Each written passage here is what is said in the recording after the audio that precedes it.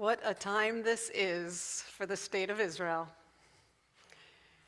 There's so much that we've been concerned about, and of course we have been mourning many. But as we celebrate Israel at 76 years young, there is so much we can focus on, so much we should celebrate as well. Yes, there's a lot Israel can do better. There's a lot we can fix. But there are many reasons for optimism. After all, Israel's national anthem that we'll be singing in just a few moments, Hatikva, is about the hope, Hatikva. It's actually about never giving up hope, about keeping the vision of our dream always in sight, even if it's 2,000 years that we must wait. We keep it always in sight. Today, in fact, since we first started singing Hatikva 76 years ago, we have, the Jewish people and the state of Israel, in fact, achieved so much of what we have been dreaming for before then. So many of the dreams of Israel are still being achieved every single day. They are not dreams, they are a reality. And of course, there's so much more yet to come. In case you think I've completely fallen off my rocker with all of this optimism, I'd like to offer you, well, I may have, but that's another matter. I'd like to offer you about 5 or 6 very concrete, data-based reasons for optimism today. Number 1, even in the middle of a horrific war and following a year of protests about the future of Israel's judiciary, Israel, nonetheless, appeared toward the top of the list of countries with the highest happiness ranking in the world. Amen. On the whole earth, Israel was among the top. The Times of Israel senior analyst Chaviv Rettig-Gur, who I hope we'll be able to invite here next year, he points out that while things may look bleak now, there are several reasons for optimism. In fact, he argues that when we go according to the data, things actually look better than perhaps some moment or some media might lead us to believe.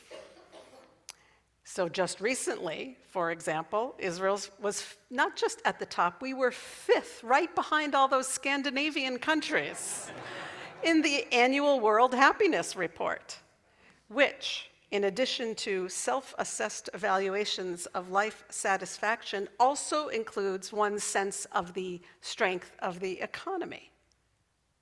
Now, you might think, reason number 2, that Israel's economic situation right now may be looking a little bit bleak.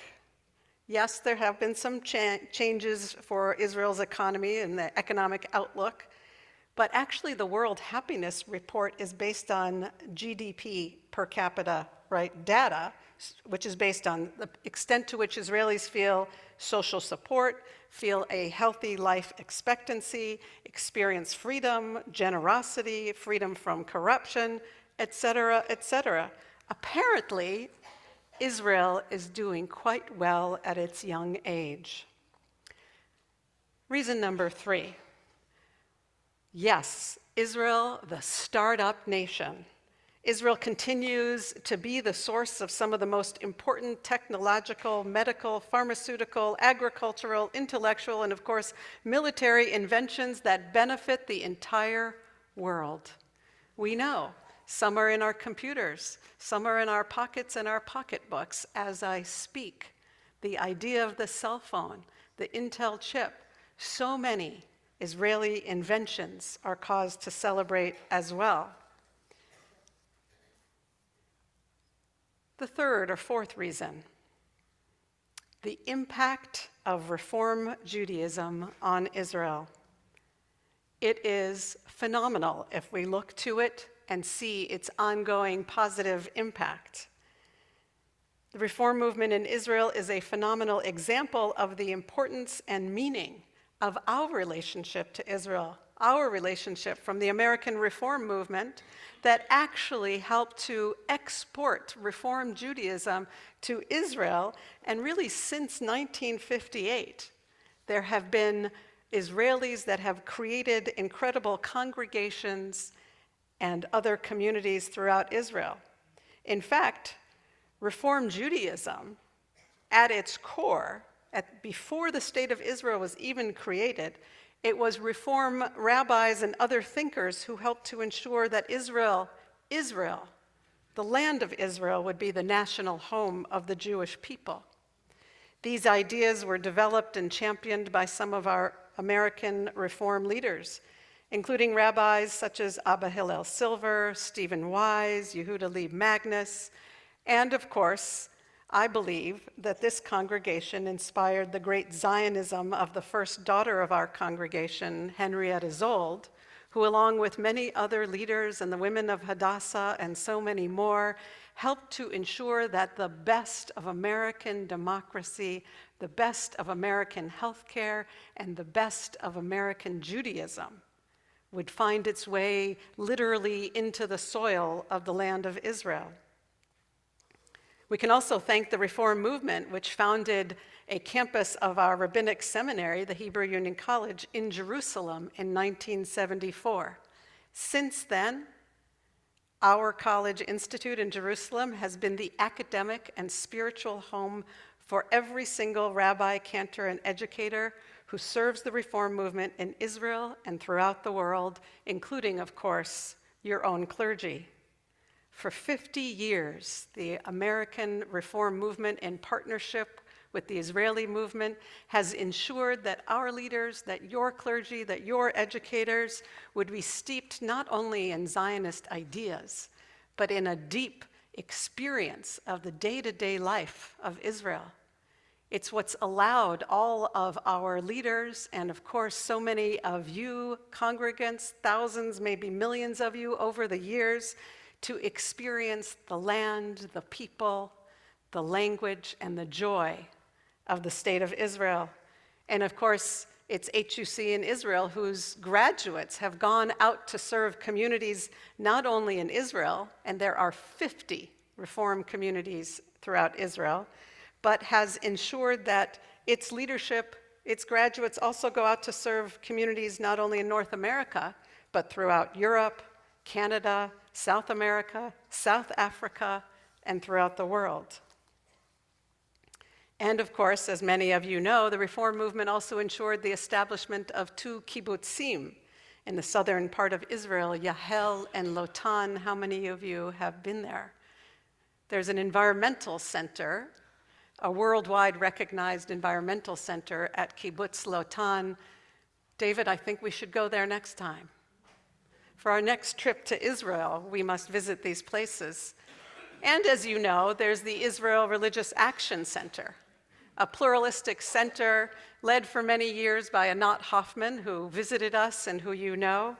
And still to this day, it continues literally today to fight for democracy, for civil rights and equal rights for all of Israel's citizens, women, minorities, LGBTQ plus families, including those families, the 2 fathers of little babies who were born here in Baltimore, who this congregation helped name and convert just in the last couple of months, baby Omer and baby Alfie, right here in this space, went through circumcision, conversion, and we took them to the mikveh, and the possibility of them being recognized is also because of the work of our Reform movement's Center for Pluralism, the IRAC, based in Jerusalem. Another thing to be proud of in terms of our Reform impact on Israel, there's a member of Knesset. Our good friend, Rabbi Gilad Kariv, serves in the Knesset, and in fact, he has been a key legal thinker in all of the conversations that have been going on throughout the last couple of years in particular. But what's amazing about our friend Gilad is that he is praised by other politicians across the spectrum. He is appreciated and praised for his brilliance, his legal wisdom, and, most of all, his menschlichkeit, a reform rabbi in the Israeli government. And every Shabbat, and especially tonight, thanks to Cantor Marcus and the band, we here at Har Sinai Oheb Shalom benefit from the Torah and music of Israel, so much of which we are singing this evening, and tomorrow morning. And oh, how much more we can achieve, all of us, if we continue to develop and deepen this partnership between us and our movement in Israel, and of course us and Israelis, and between all of us and world Jewry. There are more reasons. How much time do I have? Israel's role in the global story of humanity. If we think about what's happening now in the world as a tension between civilizations, a tension between the world of democracy and those who are about dictatorships and authoritarianism, if we think of the world, as I think we might, as a conflict between these two tensions, we know that Israel will continue to be the key partner for all the forces that are pro-democracy in the world. We know that Israel will be essential to all of the allies of the United States of America. We know that Israel will be a true partner for all the forces for good in the world.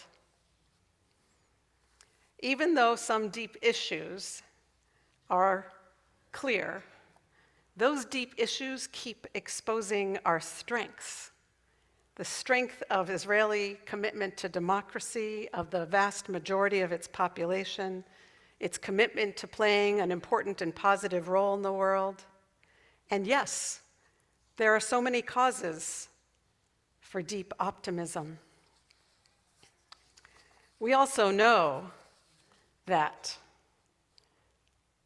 the world really loves us. It may not feel that way, but if any of you, no, seriously, it depends on which data you look at. In fact, even look at the campus protests of late.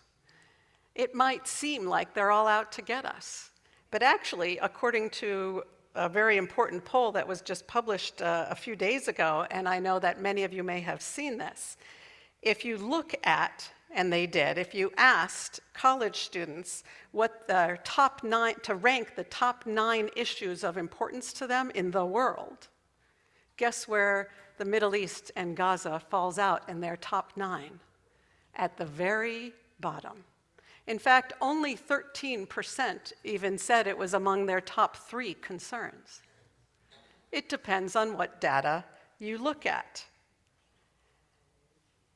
A majority of college students are against, 81% of them are against the pro-Palestinian protests that are about threats and violence to Jews in Israel. 81%. Depends on what data you look at. And yes, I can't conclude tonight without talking about the Eurovision. Did any of you follow it? No, so let me share a little bit about it with you, just to prove how much the world really loves us, okay? So Israel submitted this incredible song, which was actually about October 7th, and then she had to change it a little bit so that it wasn't too political, the whole thing. She experienced threats to her life, constant boos, protests, and yet that song, even with all of the anti-Israel stuff, which probably has never been higher in our perception around the world, she came in. She was actually, if you were betting people, she was esteemed to have potentially reached number 2. She was voted number 5. But in world opinion, in the worldwide vote, where did that song, where did Israel fall? Depends on who you ask, but I've seen signs that At worst, we came out number 2. And in some of the polls, we came out number 1. It turns out that not everybody hates us. It turns out that there are lots and lots of reasons to be optimistic and to be positive. If we look for signs of good news, we can see that optimism also proliferates if we are attuned to it. If we can continue to be inspired by all of this good news, then, as Aviv says, even in this moment of deep sadness, our strengths will continue to shine through.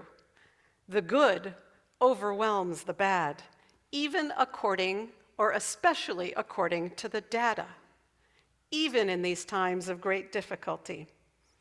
So let all of these reasons give us hope, give us strength, give us a cause for optimism, give us a sense of strength and celebration when we sing Hatikva, and give us a sense of hope for the future. May we look forward to celebrating Yom HaAtzmaut together next year with Israel at peace and with even more to celebrate. Shabbat Shalom.